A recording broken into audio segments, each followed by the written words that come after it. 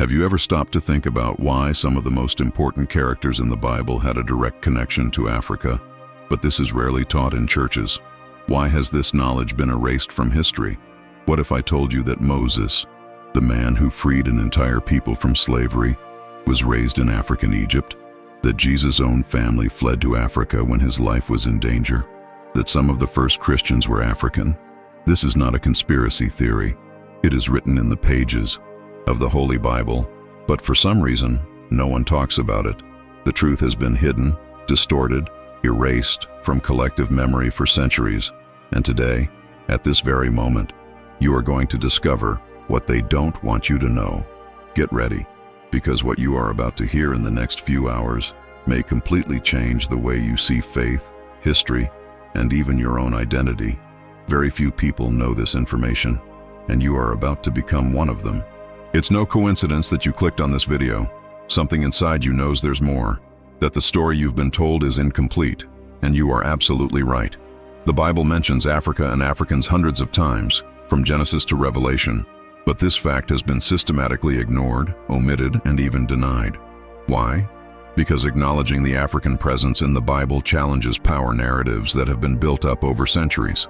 Because recognizing that some of the heroes of faith had dark skin bothers those who have always painted God and his chosen ones with only one color. But the truth cannot be buried forever.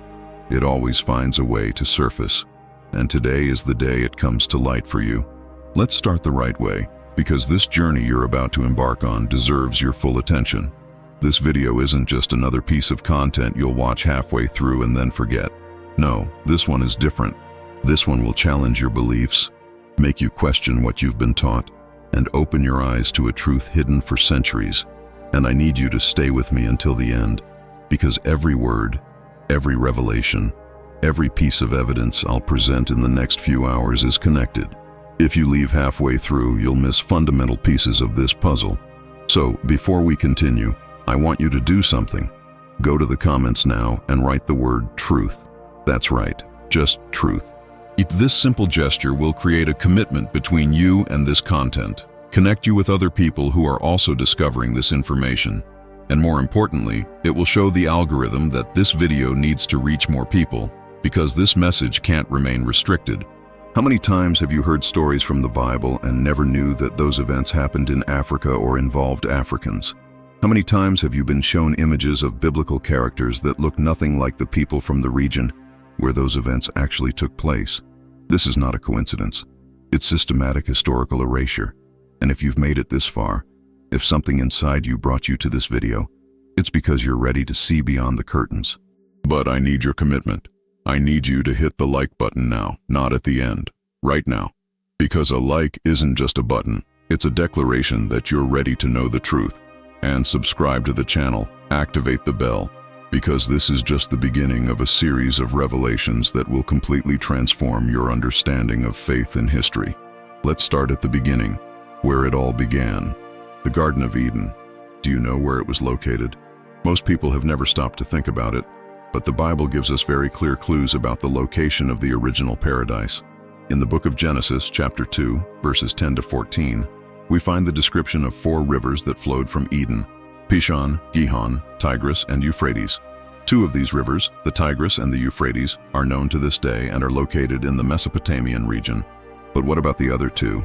The Gihon River specifically is described as the one that wraps around the whole land of Cush. And where is Cush? Cush is ancient Ethiopia. It's Africa. That's right, one of the rivers of Eden was directly connected to African territory. But the connection between Africa and biblical history goes far beyond the geography of paradise. Let's talk about real people, characters you know, but whose complete story you've never been told. Think of Abraham, the father of faith, the man with whom God made an eternal covenant. When famine struck the land of Canaan, where did Abraham seek refuge? To Egypt, in Africa. And it wasn't a quick visit. He spent considerable time there, interacting with the Africans and living among them. Abraham's wife, Sarah, was so beautiful that he feared the Egyptians would kill him to take her. This shows us that the Egyptians, the Africans of that time, were powerful people with a developed culture. They were not savages, as many have tried to portray them. Now let's move on to Joseph. one of the most fascinating characters in the Old Testament. Joseph was sold into slavery by his own brothers and ended up in Egypt. But what happened to him there? He not only survived, he prospered. Joseph became the second most powerful man in all of Egypt, second only to Pharaoh. He married Asenath, daughter of Potiphera, priest of On, an Egyptian and African, and from this union were born Ephraim and Manasseh, who became 2 of the 12 tribes of Israel.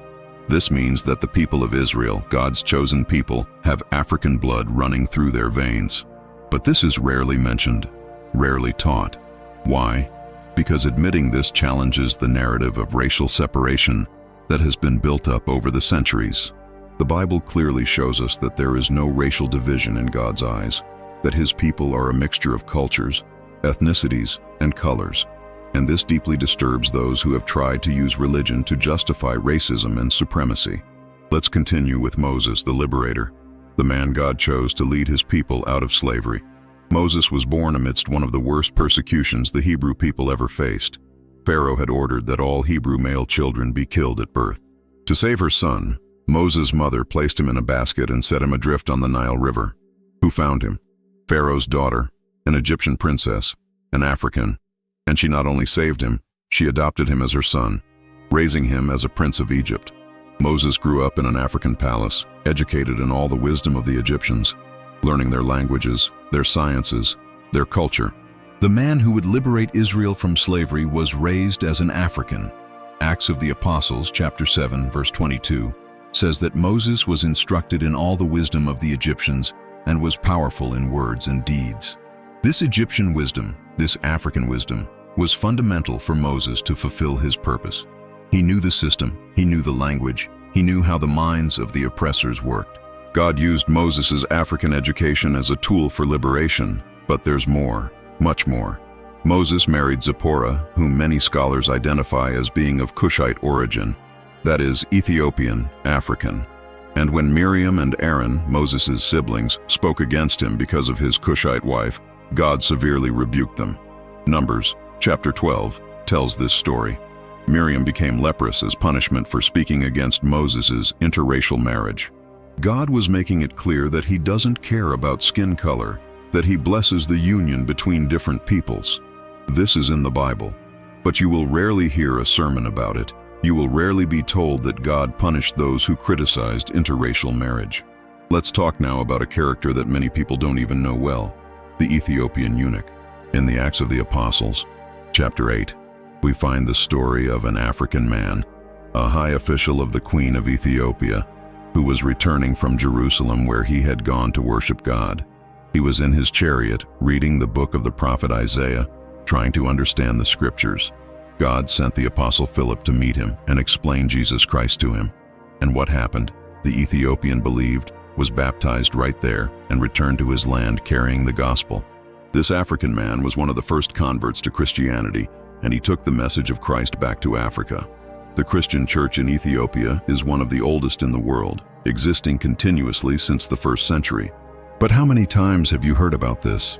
How many times have you been taught that Christianity is also an African religion, that Africans embraced Christ from the beginning? The history of the Christian faith is not just European, it is profoundly African as well. Simon of Cyrene, the man who helped Jesus carry the cross on the way to Calvary, was from Cyrene, a city in North Africa, in present-day Libya. At the most crucial moments of humanity's redemption, an African was there, literally carrying the instrument of salvation alongside the Savior. And his sons, Alexander and Rufus, are mentioned in the Gospel of Mark, suggesting that they became well-known Christians in the early church. The African presence is not peripheral in biblical history, it is central, it is fundamental. Now we're going to delve into something that will surprise you even more. Something rarely discussed openly because it completely challenges the Europeanized image that has been built around biblical figures. We're going to talk about the physical appearance of Jesus Christ and other biblical characters. For centuries, Western art has depicted Jesus as a white man with blue eyes, straight hair, and fair skin. This image has been reproduced millions of times in churches, paintings, and films until it became the standard representation of Christ in most people's minds. But does this image have any biblical basis? Does it have any historical basis? The answer is no. Jesus was born in Bethlehem of Judea, grew up in Nazareth, and lived his entire life in the Middle East. The people of that region, 2,000 years ago, did not have fair skin and blue eyes. They had brown skin, dark curly hair, characteristics much closer to Africans and the peoples of the Middle East than to Europeans. The book of Revelation, chapter 1, verses 14 and 15, gives us a description of Jesus in his glorified form. His head and hair were white like wool, as white as snow, and his eyes were like blazing fire. His feet were like burnished bronze, refined in a furnace. Hair like wool, feet like burnished bronze. This description does not correspond at all to the image of the European Jesus that was popularized. Wool is naturally curly, frizzy. Burnished bronze, refined in a furnace, is dark, not light. This description is much closer to African characteristics than European ones. But why then was Jesus whitened? Why did this transformation happen in art and culture? The answer is painful, but necessary, because the institutional church, in its expansion throughout the Roman Empire and later Europe, adapted the image of Christ to suit the aesthetic and racial standards of the conquerors. It was easier to conquer the European peoples by showing them a Christ who looked like them. And then, when Europe began to colonize the rest of the world, it was easier to justify the domination of dark-skinned peoples if the Savior himself was portrayed as white. This is history. It's documented. It's not theory. The Europeanization of Jesus was a political and cultural process, not a theological one. Let's talk now about the flight to Egypt. When Herod ordered the death of all boys under 2 years old in Bethlehem, Joseph was warned by an angel to flee with Mary and the baby Jesus. And where did they flee to? To Egypt, to Africa. Matthew chapter 2, verses 13 to 15, tells this story. Jesus spent part of his childhood in Africa. The Holy Family found refuge in Africa when they were being persecuted. But here's the fascinating part that few realize. In order for Joseph, Mary, and Jesus to hide in Egypt, they needed to blend in with the local population. They needed to go unnoticed. How could a family of Israelites hide among the Egyptians if their appearance was drastically different? The answer is obvious. Because it wasn't. Because the people of that region, regardless of whether they were from Israel or Egypt, had similar physical characteristics. Jesus' family didn't stand out in Egypt because they weren't visibly different from the Africans who lived there. That makes you think, doesn't it? It challenges the narrative you've been told your whole life. And there's more. The Queen of Sheba, who traveled a long way to learn the wisdom of King Solomon, came from Ethiopia, from Africa. 1 Kings, chapter 10, tells this extraordinary story. An African queen, fascinated by the wisdom of an Israelite king, undertook a long and dangerous journey to meet him personally. And what happened? Solomon and the Queen of Sheba had an encounter that changed them both. According to Ethiopian tradition, recorded in the Kebra Nagast, the sacred book of Ethiopia, from this encounter Menelik was born, who became the first emperor of Ethiopia and founded a dynasty that lasted until 1974. Whether this tradition is historically accurate or not, the fact is that the Bible confirms there was a deep relationship of respect and admiration between the king of Israel and the African queen. Wisdom knows no racial boundaries, and God uses people from all nations to fulfill his purposes. Let's talk about Cush, ancient Ethiopia, which is mentioned more than 30 times in the Bible. The prophet Zephaniah, for example, is of Cushite origin. Zephaniah, chapter 1, verse 1, identifies his ancestors, and among them is Cush. A prophet of God, whose words are recorded in the Holy Scriptures, had African blood. Amos chapter 9 verse 7 brings a surprising statement from God. Are not the Israelites to me like the Cushites? God is equating his chosen people with Africans. He is saying that there is no difference in his eyes between an Israelite and an Ethiopian. This is revolutionary. This destroys any attempt to use the Bible to justify racial supremacy. God makes it clear that all peoples are equal before him. The prophet Jeremiah, chapter 13, verse 23, asks a rhetorical question. Can the Ethiopian change his skin or the leopard his spots? This passage confirms that the Ethiopians, the Cushites, the Africans mentioned in the Bible, had dark skin. This is not interpretation. It is literally written. But let's move on to an even deeper revelation. The truth you need to understand now is that Africa is not merely a setting where some biblical events took place. No. Africa is an essential part of God's plan from the beginning. interwoven into the very fabric of human redemption. And this truth has been systematically erased, distorted, and hidden because acknowledging it challenges power structures that rely on the narrative of racial and cultural superiority. Let's delve deeper. Psalm 87 verse 4 contains a surprising prophecy. I will mention Rahab and Babylon among those who know me. Philistia, Tyre, and Cush. This one was born there. God is speaking of nations that will know him, and among them are Cush, Ethiopia, and Africa. And the expression, this one was born there, indicates that there will be people from these nations who will be counted among the citizens of Zion, among God's people. Psalm 68 verse 31 prophesies, ambassadors will come from Egypt. Ethiopia will soon stretch out her hands to God. This is one of the most beautiful prophecies about Africa in the scriptures. God is declaring that Africans will seek him, that they will extend their hands in worship. And this prophecy has been powerfully fulfilled. The Ethiopian church is one of the oldest in the world. The Christian faith flourished in North Africa in the first centuries of Christianity. Millions of Africans worship God today. But why isn't this prophecy celebrated? Why isn't it taught? Because admitting that God prophesied specific blessings upon Africa challenges the narrative that Christianity is an exclusively Western or European religion. The truth is that Christianity was born in the Middle East, flourished in Africa, and only then went to Europe. The version of history you've been told is upside down. Now let's talk about something that will blow your mind. The Ark of the Covenant. Do you know where the Ark of the Covenant is today, according to Ethiopian tradition? The Church of St. Mary of Zion, in the city of Axum, Ethiopia, claims to have guarded the true Ark of the Covenant for over 2,000 years. According to the Kebra Nagast, the Ethiopian holy book, when Menelik, son of King Solomon and the Queen of Sheba, visited his father in Jerusalem, he brought the Ark of the Covenant with him to Ethiopia. Obviously, this is controversial. It cannot be scientifically proven because no one is allowed to see the Ark except a specific guardian. But consider the symbolism of this. If the Ark, the most sacred object in Judaism, the throne of God's presence on earth, is in Africa, what does this say about the importance of Africa in God's plan? Truth or legend, the fact that this tradition exists and is taken seriously by millions of Ethiopian Christians shows us that the connection between Africa and biblical faith is much deeper than we have been told. The story of the Christianization of Ethiopia is fascinating. In the 4th century, King Ezana of Ethiopia converted to Christianity through two young Syrian Christians, Frumentius and Aedesius, who had been brought to Ethiopia as children. Frumentius became the first bishop of Ethiopia, ordained by the Patriarch of Alexandria.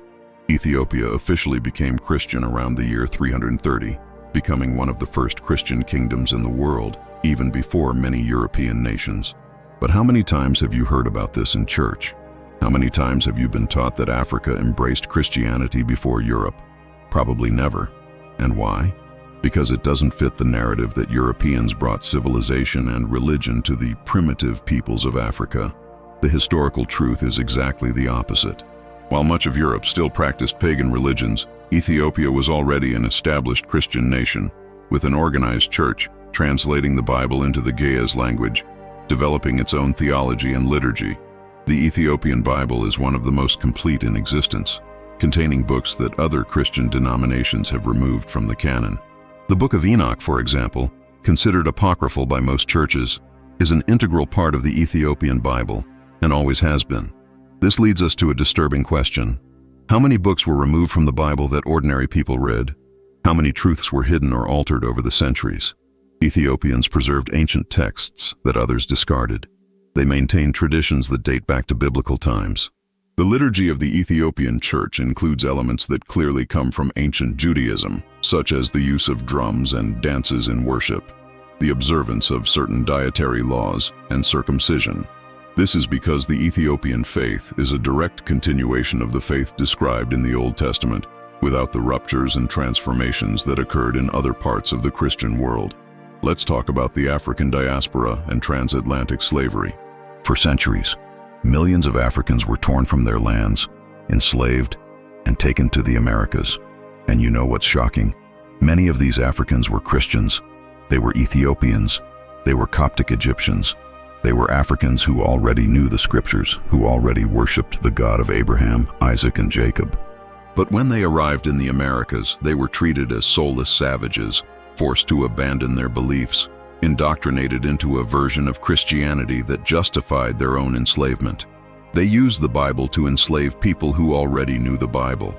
They took verses out of context, distorted the scriptures to create a theology of slavery, saying that Africans were cursed, that they were descendants of Ham, and therefore destined to be servants.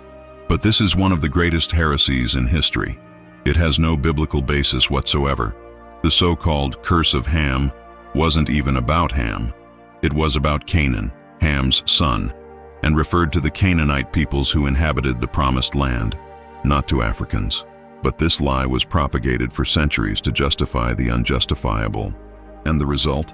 Generations of Africans and people of African descent have been taught that they were inferior, that they had no place in the history of salvation, that their skin color was a mark of curse. This is blasphemy. This is using God's name in vain in the worst possible way. The Bible makes it clear that all human beings are created in the image and likeness of God, that there is neither Jew nor Greek, slave nor free, male nor female, because all are one in Christ Jesus. What I'm about to reveal will completely change your perspective on how history has been told. We're going to talk about archaeological evidence, historical documents, and scientific discoveries that confirm the profound African presence in biblical history, but which have been ignored, hidden, or purposefully misinterpreted. First, let's talk about the Black Pharaohs of Egypt. Yes, you heard right, Black Pharaohs. The 25th dynasty of Egypt, also known as the Nubian dynasty or the Ethiopian dynasty, was composed of pharaohs who came from the kingdom of Kush, in what is now Sudan. These pharaohs ruled Egypt for almost a century, from 744 to 76 BC.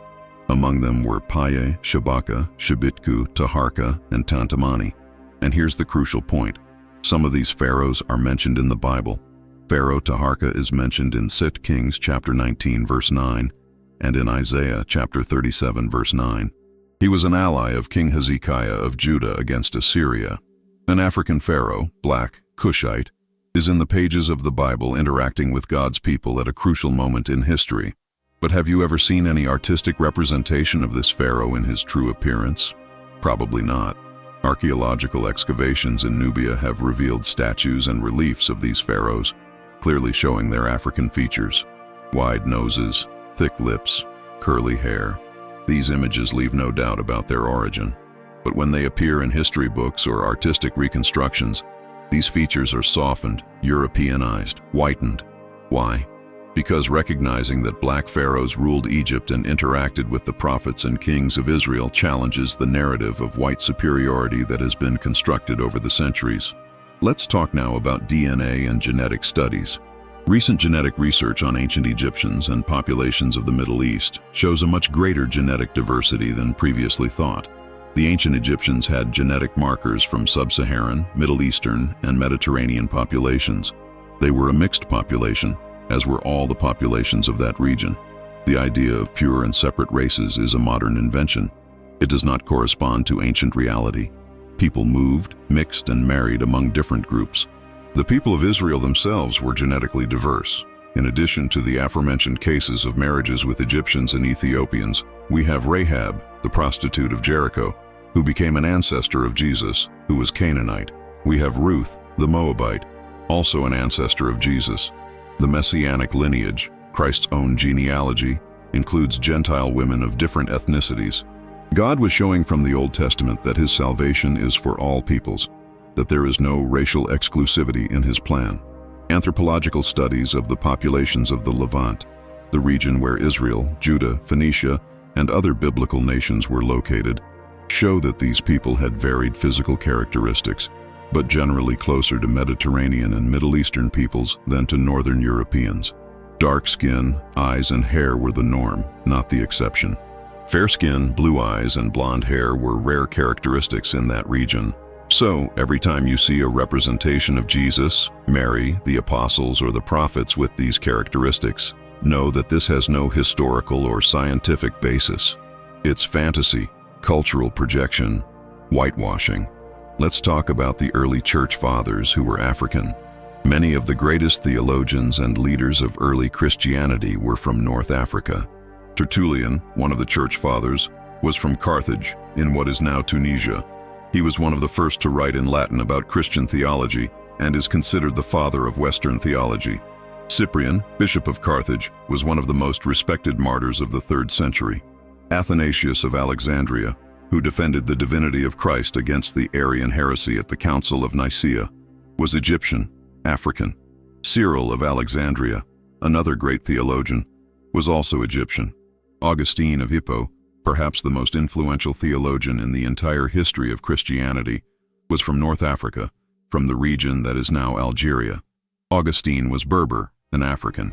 His writings shaped Christian theology for over 1,500 years and continue to influence the church today. But how many times have you heard someone emphasize that Augustine was African? Probably never. He is presented as one of the fathers of the Western Church, which is true, but his African identity is conveniently forgotten. The church in North Africa was vibrant, intellectual, and missionary. Alexandria, in Egypt, was one of the most important centers of early Christianity. The Catechetical School of Alexandria produced some of the greatest Christian thinkers of the first centuries. It was in Alexandria that the Septuagint, the Greek translation of the Old Testament, was produced centuries before Christ. Coptic Christianity, the native church of Egypt, has existed since the 1st century, traditionally founded by Mark the Evangelist. Even today, despite centuries of persecution, the Coptic Church remains strong in Egypt, preserving traditions, liturgies, and texts dating back to apostolic times. Christian monasticism, the movement of monks and hermits who withdrew to the desert to dedicate themselves to prayer and contemplation, originated in Egypt, in Africa. Saint Anthony, considered the father of monasticism, was Egyptian. Pachomius, who founded the first Cenobitic monastery, was Egyptian. The Egyptian desert was the cradle of monastic spirituality that later spread throughout Christendom. But again, this African contribution is minimized or ignored. When discussing monasticism, the emphasis is usually on later European developments, not African origins. We also need to talk about the destruction of African libraries and centers of knowledge. The Library of Alexandria, one of the greatest libraries of the ancient world, was destroyed in several waves over the centuries. How many ancient texts, how many biblical manuscripts, how many African theological works were lost forever? We will never know. But we can be sure that much knowledge about the African presence in biblical and Christian history was lost in these destructions. Now we're going to enter territory that few dare to explore. We're going to talk about the systemic reasons why this information was hidden, about the power mechanisms that benefited from erasing the African presence in the Bible. This is not conspiracy theory. This is documented history. It's a critical analysis of how power works and how religion was used as a tool of domination. Let's start with the obvious: colonization. When European powers began colonizing Africa, Asia, and the Americas from the 15th century onwards, they needed to morally justify what they were doing. How do you justify enslaving millions of people? How do you justify stealing land, destroying cultures, imposing your will by force? You create a narrative of superiority. You convince yourself and others that you are bringing civilization to savage peoples, that you are saving pagan souls, that you are fulfilling a divine mandate. And to make this work, you need to erase any evidence that these peoples already had civilization, already had knowledge, already knew God. Africa was portrayed as the continent of darkness, a place without history, without culture, without contribution to humanity. This was a deliberate lie. Africa had powerful kingdoms, ancient universities, writing systems, impressive architecture, mathematics, astronomy, medicine. Timbuktu, in Mali, was a center of knowledge that attracted scholars from all over the world in the 15th century. The University of Sankore had one of the largest collections of manuscripts in the world. But this was hidden, denied, destroyed when possible. And in the religious context, it was essential to erase the African presence in the Bible. If people knew that some of the heroes of the faith were African, that Jesus found refuge in Africa, that the first Christians included prominent Africans, it would be much more difficult to justify the enslavement and colonization of Africans. How can you say that Africans are inferior or cursed by God if the Bible itself shows God blessing Africans, using Africans, prophesying blessings upon Africa? So the solution was simple: Ignore those parts, reinterpret others, and when it is not possible to ignore, whitewash. Transform biblical characters into Europeans in art, literature, and films. Make people believe that the biblical story is a white European story. And it worked. It worked so well that even today, most Christians, including African and Afro-descendant Christians, imagine Jesus, the apostles, and the prophets as white. There were even theologians who tried to create biblical justifications for slavery. They took the story of Noah cursing Canaan, son of Ham, in Genesis chapter 9, and completely distorted its meaning. They said that Ham was the father of Africans, and that the curse on Canaan meant that all Africans were destined to be slaves. But this is absurd on several levels. First, the curse was not on Ham, it was on Canaan. Second, Canaan was an ancestor of the Canaanites, the peoples who inhabited the Promised Land, not of Africans in general. Third, even if it were on Ham, Ham had 4 sons: Cush, Mizraim, Put, and Canaan. Cush is the ancestor of the Ethiopians, Mizraim of the Egyptians, Put of the Libyans, and Canaan of the Canaanites. In other words, Ham's descendants are diverse and include many African peoples, but the supposed curse was specific to Canaan. Fourth, and most importantly, the idea that a curse on an individual would extend to an entire race for thousands of years goes against all biblical teaching on individual responsibility and God's grace. Ezekiel chapter 18 makes it clear that each person is responsible for their own actions, that children do not bear the guilt of their parents. But this distorted interpretation was taught in churches, used to justify atrocities, and accepted by millions of people who should know better. And worse, even after the abolition of slavery, even after the civil rights movements, the damage was already done. Generations grew up with these images, with these narratives, and they continue to subconsciously influence us to this day. Let's talk about sacred art and cinema. Think of all the films about the Bible you've ever watched. How many of them showed biblical characters with historically accurate appearances? Virtually none. The Ten Commandments from 1956, with Charlton Heston as Moses, a white American man playing a Hebrew raised in Egypt. King of Kings, the greatest story ever told, The Passion of the Christ, all show Jesus as white. Even more recent films, which could and should know better, continue to perpetuate this image. And when there have been attempts to show a more accurate representation, there has been controversy. There have been people who were offended by the idea of a black or brown Jesus. This shows how deeply ingrained this Europeanized image is. European sacred art, from the Middle Ages to the Renaissance, consistently portrayed biblical figures as European.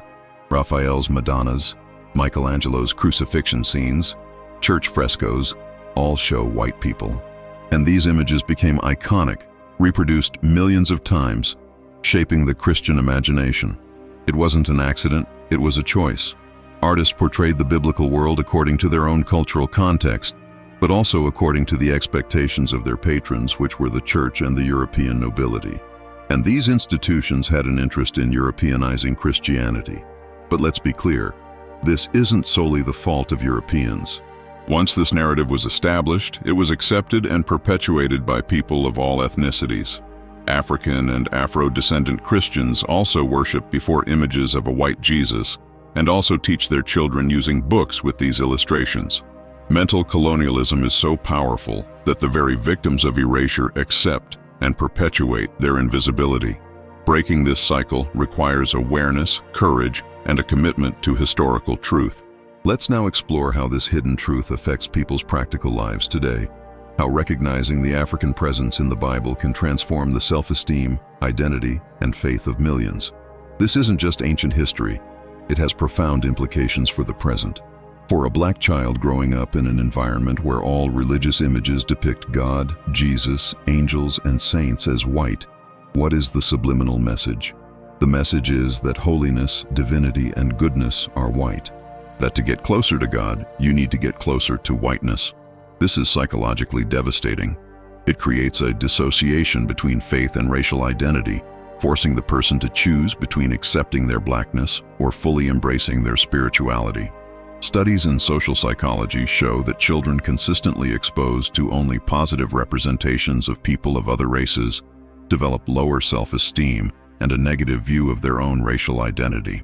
The doll experiment, conducted by psychologists Kenneth and Mamie Clark in the 1940s and replicated several times since, demonstrated that black children often preferred white dolls and attributed negative characteristics to black dolls.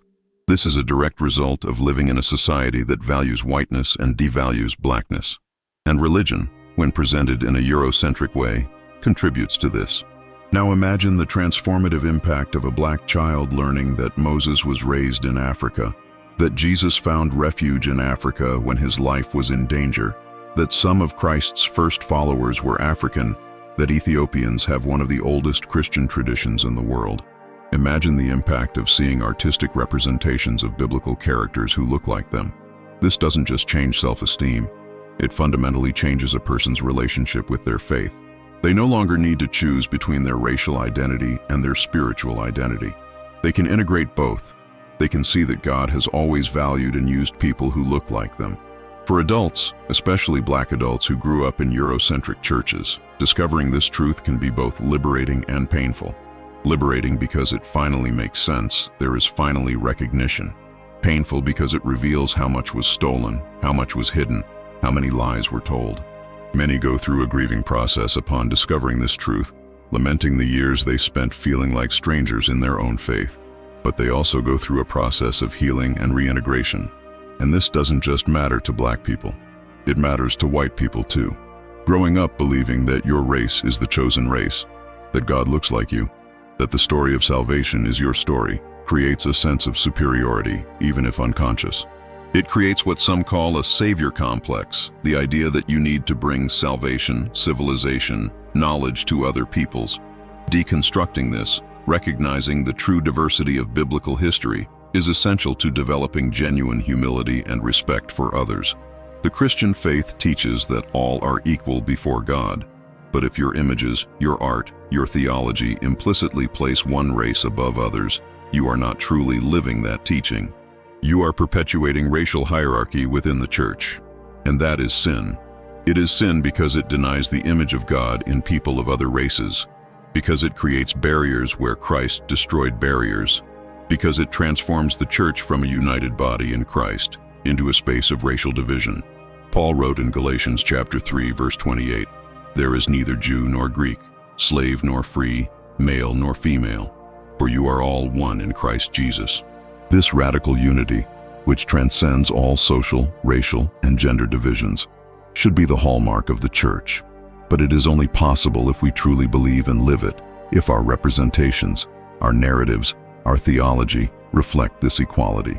Let's talk about Afrocentric churches and black theology movements that have emerged precisely to recover this lost history. The Ethiopian Orthodox Church, as we have already mentioned, has always maintained its African identity. But in the context of the African diaspora, especially in the Americas, important movements emerged. The Rastafari movement, although heterodox in many respects, was an attempt to reconnect Africans of the diaspora with their Ethiopian roots and with an interpretation of the Bible that centers Africa. Rastas believe that Haile Selassie, the last emperor of Ethiopia, was the second coming of Christ, which is obviously not Orthodox Christian theology. But the Rastafari movement was born from a legitimate truth. Africa is central to the Bible, and this centrality has been denied for centuries. Black theology, developed by theologians like James Cone in the United States, sought to reinterpret Christianity from the perspective of the black experience of oppression and liberation. Cone argued that God is on the side of the oppressed, that Jesus' message is fundamentally a message of liberation, and that the church that ignores racial justice is not truly following Christ. These perspectives are important and necessary, but they also need to be accompanied by a return to the historical truth about the African presence in the Bible. It's not just about interpreting the Bible through the contemporary black experience. It's about recognizing that the black experience has always been in the Bible from the very beginning. We now need to reflect deeply and honestly on what all this means for our faith, for our understanding of God, and for our responsibility as people who know this truth, because information without transformation is worthless. You can know all these facts, all these stories, all this evidence, but if it doesn't change how you live, how you worship, how you treat people, then what is the purpose? The first question you need to ask yourself is, why does this bother or excite me? If you are feeling discomfort hearing all this, ask yourself why. Is it because it challenges images you've internalized your whole life? Is it because it questions the authority of religious leaders who never told you this? Is it because it forces you to confront your own unconscious racial biases? This discomfort is not your enemy. It is your teacher. It is showing you where there is inner work to be done. If you are feeling emotional, especially if you are Black or of African descent, if you are feeling a mixture of joy at the discovery and anger at what has been hidden, that is also valid and important. Allow yourself to feel these emotions. You have every right to be angry with a system that stole part of your inheritance, but don't let anger consume you. Transform it into motivation to seek more truth, to educate others, to correct distorted narratives. The second reflection is about representation. How do you represent biblical characters? What images do you have in your home, in your church? When you think of Jesus, what face do you see? This matters more than you imagine, not because the color of Jesus' skin determines our salvation, but because the images we internalize affect our understanding of who God is and whom God loves. If you can only imagine Jesus as white, you are unconsciously limiting the universality of Christ. You are making him the property of a specific race, when the truth is that he came for everyone. Look for artists who create diverse representations of biblical characters. There are beautiful paintings of a Black Jesus, an African Mary, Asian apostles. This is not politically correct. This is recognizing that the gospel is for all nations and that God reveals himself to people of all colors. The third reflection is about education. What will you do with this information? Will you simply consume it and move on, or will you commit to educating others, especially children? Imagine the impact it would have if every child grew up learning the true diversity of biblical history. If every child saw from an early age that God uses people of all races, that there is no racial superiority in the kingdom of God. This would create a completely different generation, a generation that wouldn't need to unlearn racism because it would never have learned it. You can start in your own home, in your own church. Bring this subject up for discussion. Share this knowledge. It will be uncomfortable for some, but it is necessary. The truth always causes discomfort before bringing liberation. The fourth reflection is about justice. If we recognize that there was and still is injustice in the erasure of the African presence in the Bible and in Christian history, what do we do about it? Justice is not just recognizing the error, it is actively correcting it. This means amplifying the voices of African and Afro-descendant theologians, supporting churches and organizations that work for racial reconciliation, using our influence, whether large or small, to promote more accurate and inclusive representations. It also means confronting racism when we see it, even when it is uncomfortable, even when it comes from people we love or respect. Silence in the face of injustice is complicity. The fifth reflection is about unity. The goal of bringing to light the African presence in the Bible is not to create division. It is not to promote a type of Black Christian nationalism that merely inverts white supremacy.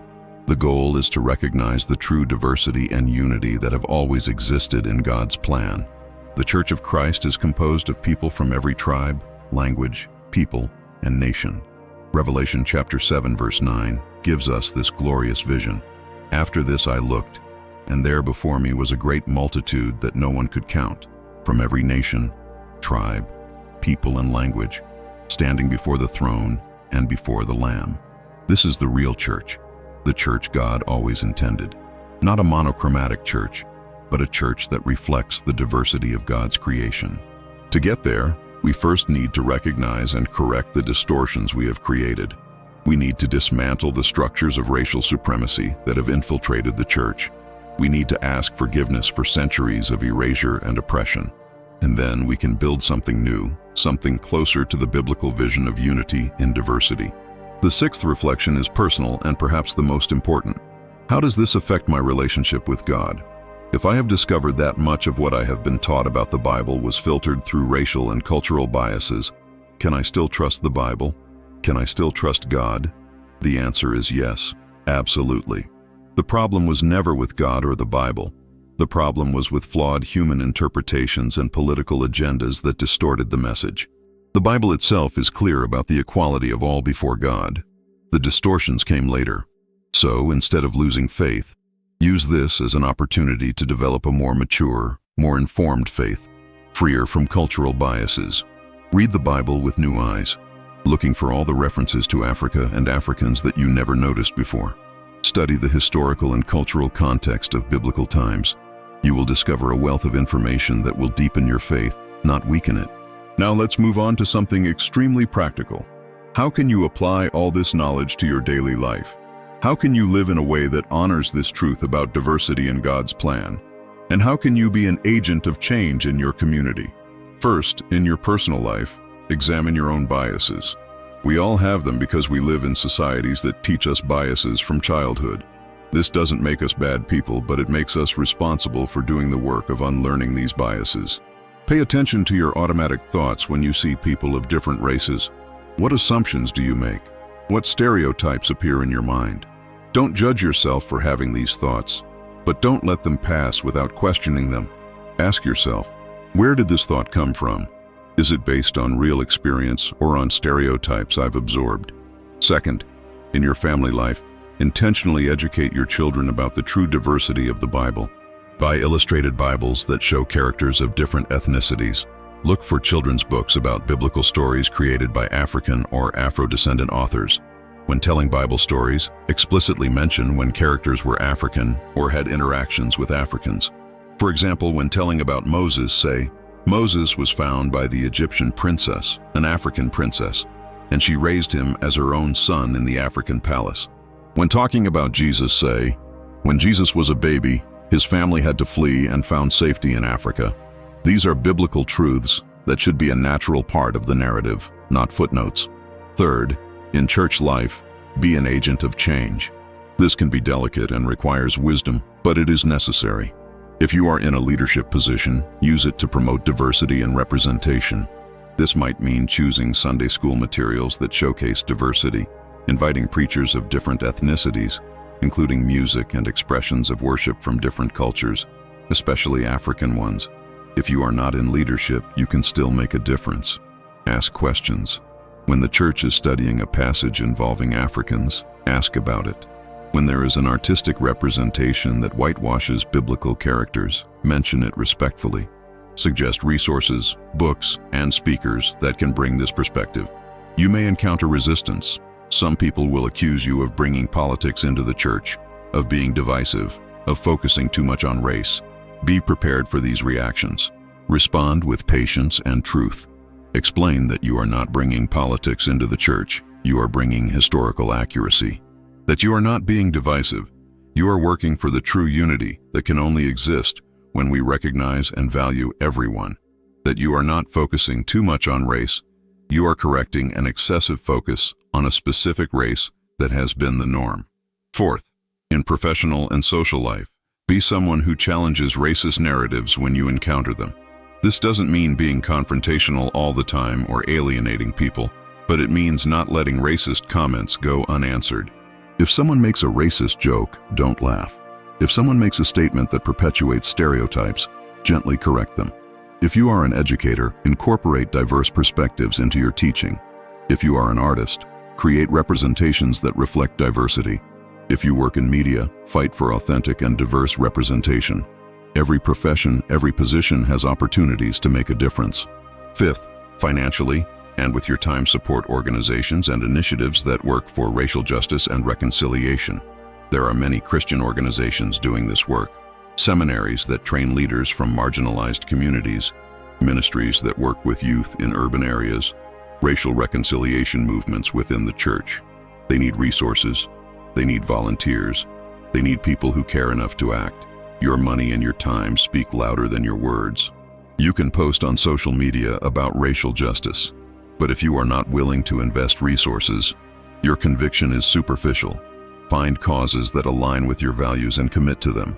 Sixth, be a continuous learner. This video is just the beginning. There are so many books, articles, documentaries, lectures on this subject. There are brilliant African and Afro-descendant theologians who have been writing about this for decades. Look for authors like Kane Hope Felder, who wrote Stony the Road We Trod, African-American Biblical Interpretation. Read works by James Cone, Dolores Williams, and Willie Jennings. Watch documentaries about the history of African Christianity. Visit museums that tell the story of the African diaspora. Go to churches of different traditions. especially historically black churches, and experience forms of worship that may be different from your own. Learn from people who live this reality every day. And most importantly, listen. Listen to the experiences of black people in predominantly white spaces. Listen to their pain, their frustrations, their hopes. Don't try to explain or minimize. Just listen. Often, the greatest gift we can give is our full attention and genuine empathy. Seventh, use your voice on social media and in other public spaces to amplify these truths. Share educational content. Celebrate the diversity of biblical history. Highlight theologians and Christian leaders of different ethnicities. Social media can be toxic, but it can also be a powerful tool for education and change. When you share this kind of content, you are planting seeds. Perhaps the person who sees it won't change immediately, but the seed has been planted. Over time, with repeated exposure to these truths, minds and hearts change. Eighth, have difficult conversations. This is perhaps the most challenging, but also the most impactful.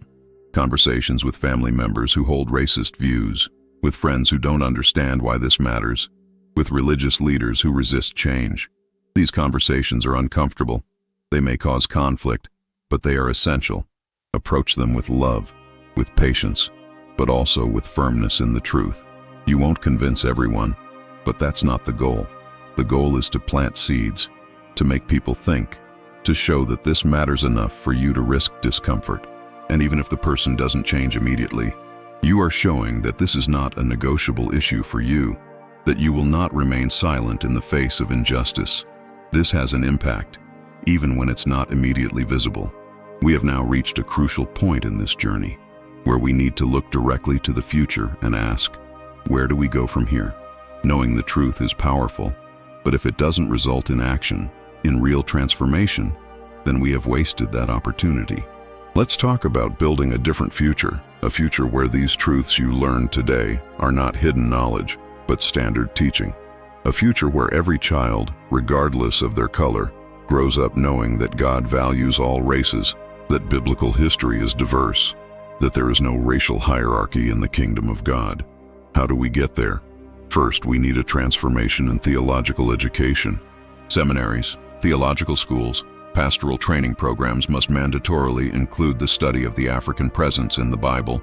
They must teach about the history of African Christianity. They must train leaders who do not perpetuate the erasure of the past. This is already beginning to happen in some places, but it needs to be much broader. If you are in a position to influence educational curriculum in religious contexts, fight for this inclusion. If you are a theology student, demand this content. Do research on this subject. Write about this. Second, we need a transformation in the production of religious content. Books, videos, podcasts, films, TV shows, games, any media that tells biblical stories needs to represent diversity. The Christian entertainment industry is enormous and has a massive impact. When they make a film about Moses with a white actor, it reaches millions of people and reinforces the Europeanized image. We need to demand better. We need to support creators who do this right and constructively criticize those who perpetuate stereotypes. Thankfully, we are seeing more diversity in Christian content recently. The series The Chosen, while imperfect, at least attempted to have a more ethnically diverse cast. There is still much to improve, but it's a start. Vote with your money and your attention.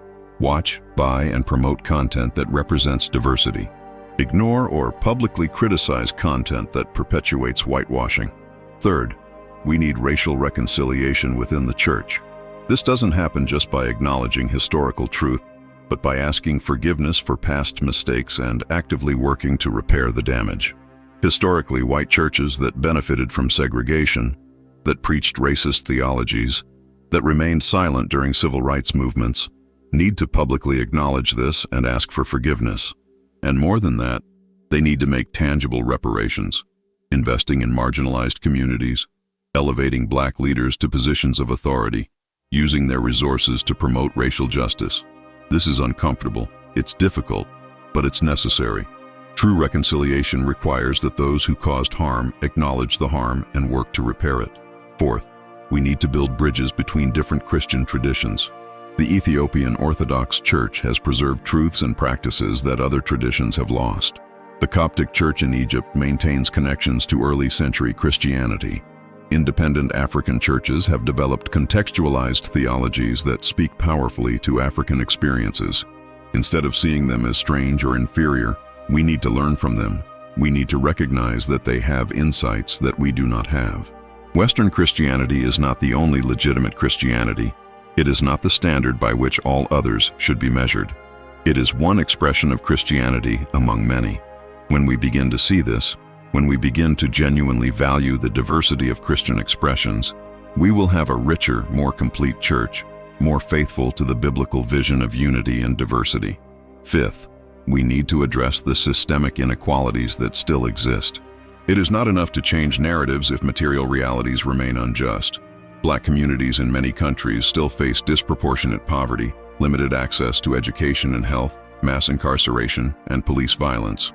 These are issues that the church needs to address, not just as political issues, but as issues of biblical justice.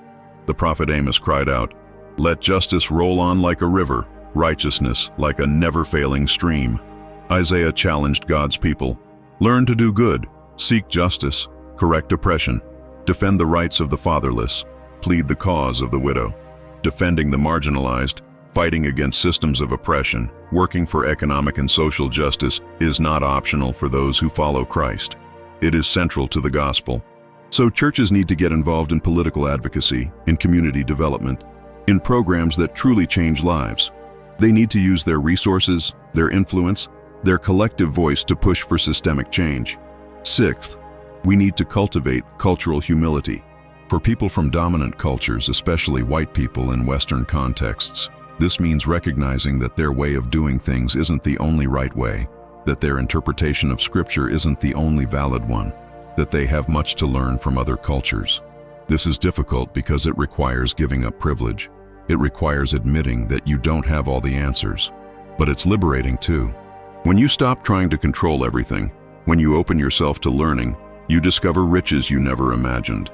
You discover forms of worship that touch your soul in new ways. You discover interpretations of Scripture that illuminate passages you thought you already fully understood. You discover genuine fellowship that transcends all human barriers. Seventh, and perhaps most importantly for the individual, you need to make a choice. Will you continue perpetuating the narratives you've been taught, even knowing they are incomplete or distorted? Or will you have the courage to live according to the truth you discovered today? That choice will appear in small moments. When you choose which image of Jesus to hang in your home, when you decide which books to read to your children, when you correct someone who makes a racist comment, when you decide which church to join, which causes to donate your money to, how you spend your time. Every small choice is an opportunity to live your conviction. And collectively, these small acts create a wave of change. Because you are not alone in this. There are millions of people around the world who are awakening to these truths, who are refusing to accept distorted narratives, who are working for a more just church and society. When you join this movement, when you add your voice, your actions, your resources to this collective effort, you become part of something bigger than yourself. You become part of God's work, bringing His kingdom of justice and peace to earth. We are nearing the end of this journey, and I hope you feel the weight and importance of what we have shared over the past few hours. This wasn't just historical information or biblical trivia. This is about identity, about justice, about truth, about how we live our faith in a way that truly honors God and all the people He created in His image. To recap what we've seen, we learned that Africa is present in the Bible from Genesis to Revelation, that central figures like Moses, Joseph, and even Jesus had deep connections to Africa. We discovered that some of the earliest Christians were African, that the African church is one of the oldest in the world, that great theologians who shaped Christianity were African. We explored the reasons why this information was hidden, how it served the interests of colonizers and white supremacists who wanted to use religion to justify oppression. We reflected on the psychological and spiritual impact of growing up with Europeanized representations of faith, and how recognizing true biblical diversity can be liberating and transformative. And we discussed practical applications, concrete ways to live this truth, to educate ourselves about it, to fight for justice, to build a different future. If you've made it this far, to this final moment of the video, you are no longer the same person you were when you started. You now possess knowledge that most people don't have. You've seen beyond the curtain, you know the truth that was hidden. And with this knowledge comes responsibility. The responsibility not to remain silent, not to return to the comfort of ignorance, to do something with what you've learned. I want you to do something now. Go to the comments and write the word awakened. Just that, awakened, because that's what you are now. You have awakened to a truth that was always there in the pages of the Bible, but which was systematically ignored. And when you write that word in the comments, you are making a public declaration. You are joining a community of people who also know this truth. You are making a commitment to yourself to live according to what you have learned. If this video impacted you, if it changed your perspective, if it moved you or made you think, I need you to hit the like button now. Not tomorrow, not later, now. Because a like isn't just a button, it's a way of saying that this content matters, that more people need to see it. Social media algorithms decide what to promote based on engagement. The more likes, the more comments, the more shares, the more people will see it. And this message needs to reach as many people as possible. So your like is an act of justice. It's a way of using your small but powerful voice to amplify this truth. And subscribe to the channel. Because this is just the first of many videos where we will explore hidden truths, where we will challenge narratives accepted without question, where we will seek together a deeper and truer understanding of faith. Activate the bell to be notified every time a new video is released. Share this video with your friends, with your family, with your church. Post it on your social networks. Send it to that pastor who needs to hear this. Send this to that friend who is struggling with their racial identity and their faith. Send it to that relative who holds racist views and needs education. This video is a tool. Use it. And on the screen now, another video is appearing. Another journey of discovery. Click on it. Continue your education. Continue awakening to life-changing truths. Because the search for truth doesn't end here. It's only beginning. You have a choice to make now. You can close this video and go back to your normal life, letting this information get lost in the sea of content you consume daily. Or you can decide that this will change you, that you will become an agent of change, that you will live according to the truth you have discovered. The choice is yours. But know that God placed you here, at this moment, watching this video, discovering these truths for a reason. Nothing is an accident. You have a role to play in God's work of bringing justice, reconciliation, and truth to this world. May you have the courage to embrace this calling. May you have the wisdom to navigate the difficult conversations that will come. May you have enough love to do this work, even when it is uncomfortable. And may you never forget that the God you serve is the God of all nations, all tribes, all peoples, all languages. He has no favorites based on skin color. He loves equally. He calls equally. He empowers equally.